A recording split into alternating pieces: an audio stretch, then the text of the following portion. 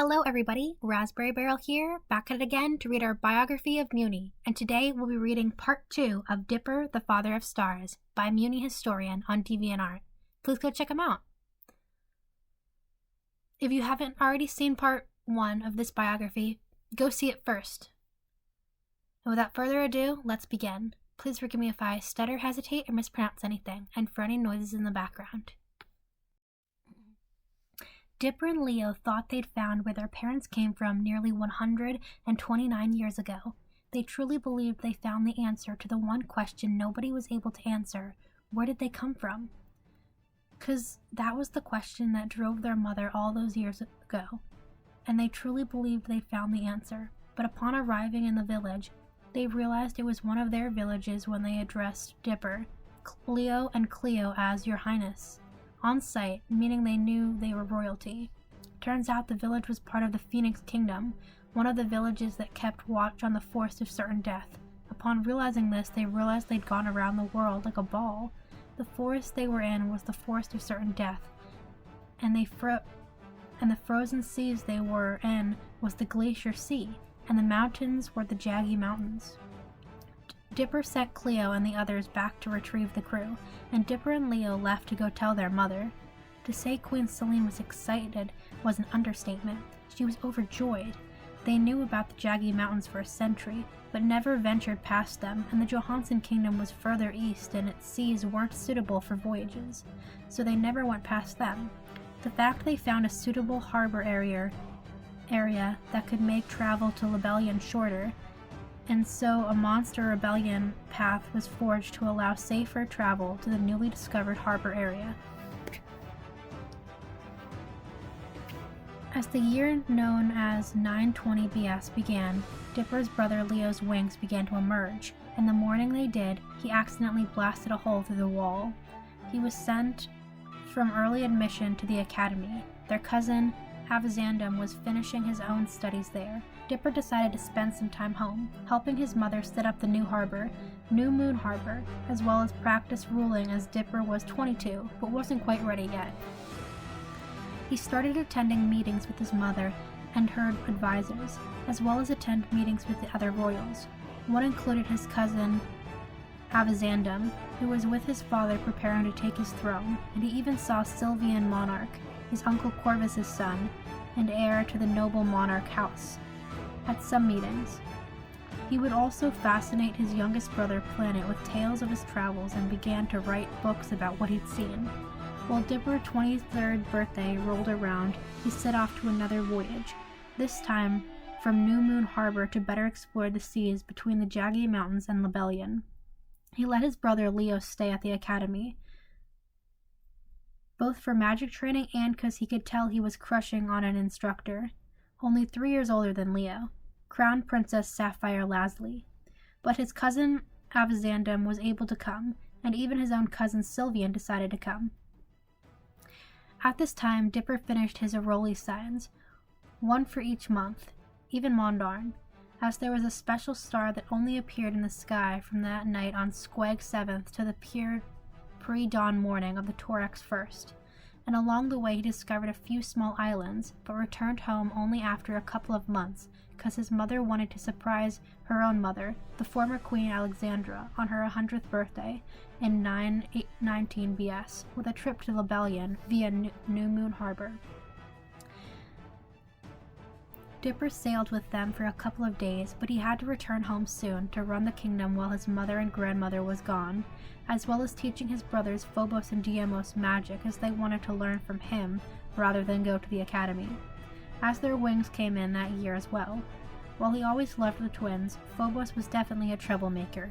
Also, he promised his brother Planet on his 50th birthday that he could accompany Dipper on his next voyage, which was at the start of the next year.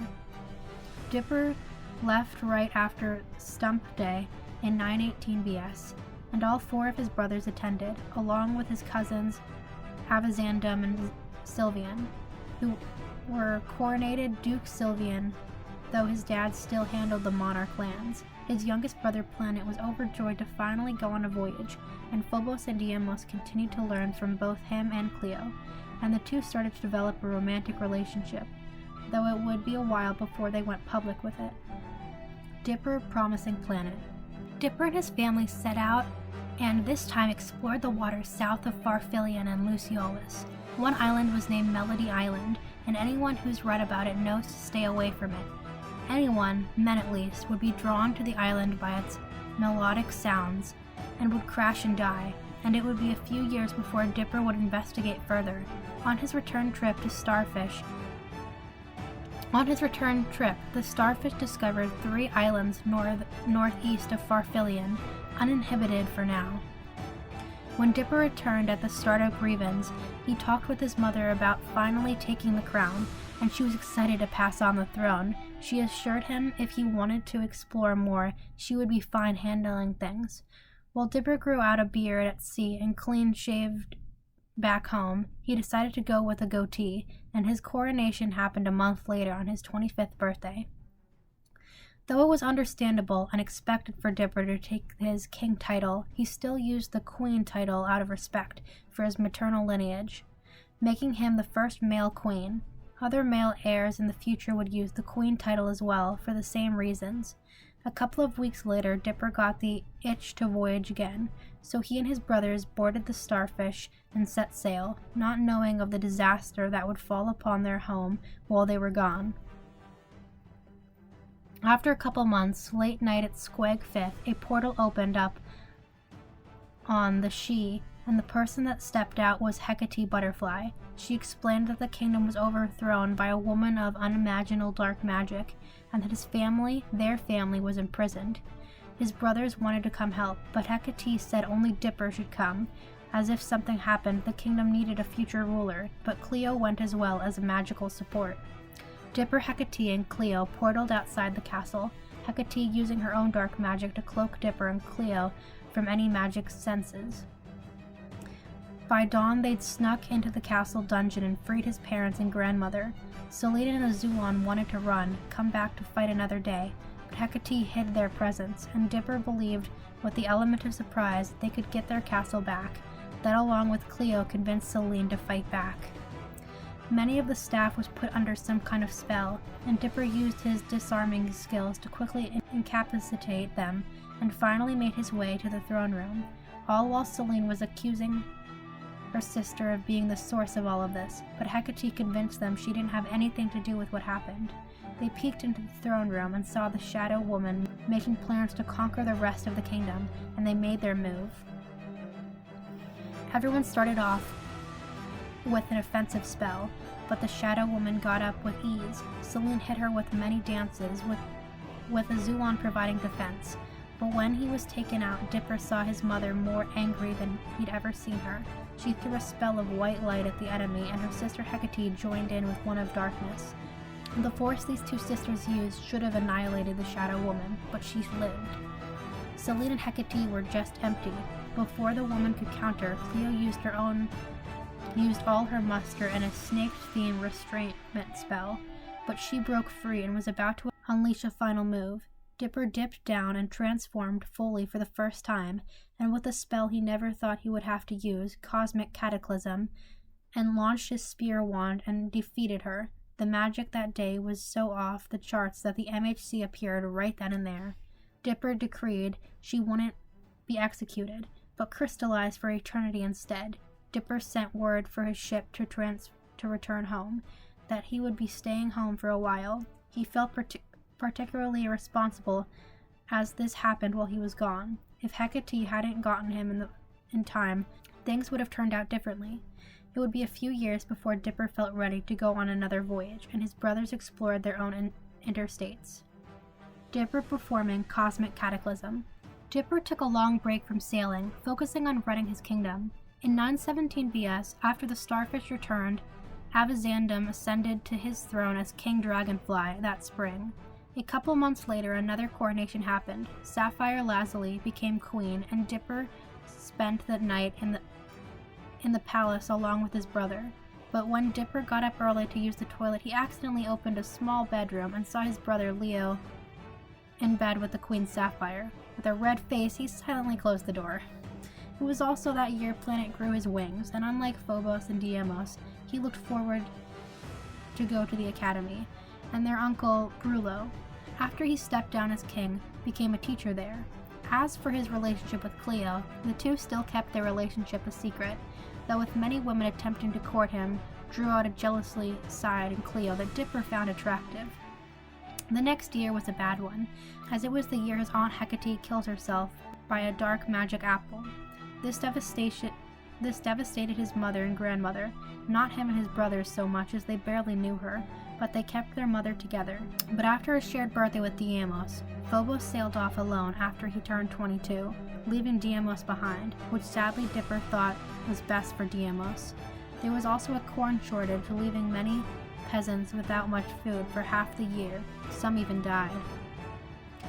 In 915 BS, Dipper and Cleo decided to solidify their relationship, Dipper promising to Cleo on the spring equinox and publicly announcing it a couple weeks later, when his grandmother Alexandra was on the verge of using the dark apple herself. The news brought new life to her, and to Selene as well, who immediately began plans for their wedding. His younger brother Leo also made public his relationship with Queen Sapphire, though the two were not close to thinking of marriage. After over a year of planning, Dipper married Cleo on a boat, the Starfish, just off the coast of the Monarch lands. The two were married by a Jabonian priest at the respect of Cleo's family. After, they sealed the marriage with a kiss. They jumped overboard and took a swim, perfect for the warm early Cork weather. An interesting fact, Dipper noticed his brother Planet brought a peasant girl as his +1, a mage he went to the academy with. Later that year in 914 BS, a sad event occurred. Cleo's two oldest brothers were assassinated, as well as her oldest, his wife. The first successful assassination of a king, leaving her brother Abasi to take the denial throne. Some thought Abasi had a hand in it, but Dipper cleared him with a truth-compelling spell, a spell that was sadly lost in 3 BS, and the culprit was actually his wife, who wanted the throne. She was executed by denial law, and Abasi later remarried and continued the denial line. At the start of 913 BS, Dipper felt his old sailing mojo coming back, and set out on a voyage with his new wife, with his brother Planet coming along. Planet began making extensive maps, but needed a strong reference point, and on this map they found it. With Dipper and Cleo's magic, they were able to sail the unexplored Glacier Sea, and discovered 2 very large land masses. They discovered 2 ice-covered large lands that were close to each other, but weren't suitable for potential colonies. These 2 polar landmarks were the perfect reference points. Each functioned as a pole, an east and west, while were on the ends of the world maps. Also making the nautical maps he was making easier, earning Planet the title of the Navigator in the years to come. When they returned home in the fall, Dipper celebrated his 30th birthday, feeling very accomplished. He might have only been queen for 5 years, but did a lot that would help others sail the oceans. One of those sailors was his brother Leo. He snuck out with his own crew that year and returned with news of an island far north of Libellion, Beast Island. The creatures on it were horrendous and terrifying, earning the island that name, and Leo was the only one brave enough to come face to face with them. Dipper was proud of his little brother, who was different from the weak, sickly kid he used to be. But one of his brothers just grew up into more trouble, Phobos. Dipper and Cleo, after their wedding, swim. In 912 BS, raiders began targeting ships on the route to Libellion, and Dipper could not believe when he heard it was his brother Phobos. Rumors was the prince led a group of rebels that raided ships, and Dipper sailed out to see it for himself. While Dipper hadn't seen him in a few years and he knew he was trouble, he didn't think he would be capable of doing something like this. But Dipper was forced to believe it when he saw his brother. Like Dipper, Phobos got their grandfather's build and used that to his advantage to overpower his victims. Phobos demanded that Dipper stay out of his business, as there was no laws set in place in the waters. But Dipper still commanded his brother to stop. He replied with the sword. A battle of sword and spear took place. It was a close call on either end, but Dipper ended up defeating his brother. Phobos' ship was seized and the contents returned to its owners, and instead of execution or life in the dungeons, Dipper banished his brother and his band of thieves, now called pirates, to the land of northeast of Farfillion. Him and his crew were to never return to the lands under the control of the 10 kingdoms, and as time passed, other marauders were banished to the islands, becoming the ancestors of the scandalous Sweet Islands natives you would know today. Dipper was in a funk after what went down with his brother, but no one was more affected than Phobos' twin Deimos. Deimos found long-term diving helped him relax, using a spell to breathe underwater, and dived deep off the coast of the kingdoms. In the spring of 910 BS, Deimos dragged Dipper to the beach and wanted him to dive with him, saying he may have found something wonderfully amazing. The two took a boat out and used the spell and dived deep underwater, finding a ruined city, one not of Mewman origin. Dipper then noticed something swimming away and swam after it. Soon he and Deimos caught it.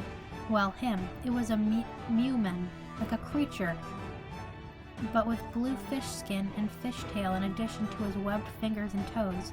The creature didn't speak Mewman, but when the three surfaced, he spoke the same tongue as the Mewmans, saying it was the same tongue as monsters, which was true. The creature said his name was Prince Patrick Kelpbottom of the Waterfolk. His people inhabited the seas and oceans, plus some rivers of Mewni, and have been living in the Mewman's waters for millennia. He formally invited Deimos and Dipper to his family's palace to discuss it furthermore, but neither Mewman could speak the underwater tongue, and continued with an invitation to their castle. A week later, Dipper and Deimos met the King and Queen Kelpbottom. Many of the castle staff and royals didn't believe Dipper and Deimos till this moment. King and Queen Kelpbottom explained their history, how the waterfolk have inhabited the waters for as long as any could remember, forbidden from going on land by the monsters who hated them. The waterfolk could not recall why the monsters hated them, so only that they did. They had admitted to knowing about the Mewmans for several decades, but were quite fearful of them. But Dipper assured them they meant them no harm. In fact, proposed a friendship with the waterfolk. While the Kelpbottoms were delighted, they would have to get the other waterfolk kingdoms to agree, and did Dipper with the Mewman kingdoms, and agreed to mass meeting within 6 Selines. In the month of Oag, all 10 Mewman kings and queens, Dipper's brother Leo married Sapphire, becoming King Lasley, and the 8 waterfolk kingdoms leaders met at Butterfly Castle. In agreement, all 18 kingdoms signed the agreement that the 2 species shall remain allies through and through, and could call upon them for support should the monsters ever rise up and attack again, and help was needed. Dipper fighting Phobos. In 909 BS, Dipper set sail to Melody Island to discover the source of the hypnotic noise. With his new friendship with Patrick, he gave him some special help and some special kelp earplugs used to combat the hypnotic sounds of the angler whales, carnivores Charles, that use hypnotic sounds to lure prey. These plugs blocked out the hypnotic effects of the noise around Melody Island, allowing Dipper and his crew to get close. With the telescope, Dipper was excited to see that these were western waterfolk, different from the ones in the east, having no scales on the top halves of their bodies, looking almost Mewman, top-wise anyway. Dipper used a spell he had been working on to turn his legs into a fishtail and combined it with the underwater breathing spell. Mer Transformation, a lost spell that would be resurrected by the later Queen Crescenta. Dipper swam through in the tough currents and made it to the island. These waterfolk were a subspecies called sirens. While both male and female, the females possess the ability to hypnotize male creatures to lure and eat them as they died coming to the island. At times even male waterfolk, though the females, usually hostile, were actually very welcome of Dipper. Impressed, he resisted their songs, since at this range the special kelp earplugs were actually ineffective. Dipper spent a few days with his tail and quite honestly felt more alive with it, and lived amongst the sirens for a little while after telling his crew he was fine and he would be staying for a couple of days. He learned quite a bit about sirens, how different they were from his kelp-bottom friends and other waterfolk, and while he did make a few friends, he kindly refused their meats, scared to find out what and where they came from. Melody Island was still off limits to humans. Only those who were brave or stupid enough to go there dared to do so. When Dipper's birthday rolled around the next year in 908 BS, his 35th birthday, Dipper talked to Cleo about having kids. Cleo was 3 years older than him and also began to think about kids as well, and so the two began trying. When he told his parents he was trying to have kids, they were ecstatic at the thoughts of having grandkids. The next year in 907 BS, Cleo thought she might have been pregnant as she was sick and late, but turns out it was just the flu and she was late. Though that year Dipper's sister-in-law Sapphire did end up becoming pregnant with his brother Leo's child, but in the late fall of 906 BS, on a returning voyage visiting Avizandum in the new Dragonfly Kingdom in Libellion, Cleo was confirmed to be pregnant, using the mirror image spell to see her unborn peanut-sized baby, and Dipper just exploded with joy. Cleo's pregnancy wasn't bad like Alexandra's or Celine's, but she was put on bed rest when they got back in Thorax 20 for the remainder of her pregnancy. Dipper's duties were torn between his kingdom and his pregnant wife, tending to her every need as she tended to make the servants cry when she ordered them, and not strictly when she was pregnant. Dipper and Cleo, though, fought over the baby name a lot, though learning it was a girl made things a little easier. Eventually they settled on Dipper getting the first name and Cleo with the middle name, and when they agreed, Cleo went into labor a week early on the eve of Cork 19th. Around midday, a couple days later on Cork 21st, Cleo gave birth to their daughter, named Hemra, meaning bright. She was born in the image of her mother, inheriting her hair and eye colors, but her facial shapes was shared by both parents, and inherited marks on her cheeks, blue upwards crescent moons. Dipper couldn't stand to be away from his daughter, and neither could Cleo. She was adored by her grandparents and uncles, as well as the entire kingdom. Dipper could see the joy it brought Alexandra when she held her great-granddaughter, and the joy after Hemra's first birthday when Cleo announced her second pregnancy, though sadly Alexandra passed away in grievance that year in 904 BS, and Dipper arranged the funeral for the first butterfly queen. Dipper refusing the siren's food. And that's where we're going to end part 2 of the biography of Dipper, the Father of Stars, by MewniHistorian on DeviantArt. Please go check out MewniHistorian's page to see the rest of his art, and if you want to see the story early before the next video comes out, and the following biographies that come after this. Thank you guys so much for watching. I hope you enjoyed, and have a great rest of your day. Bye, guys!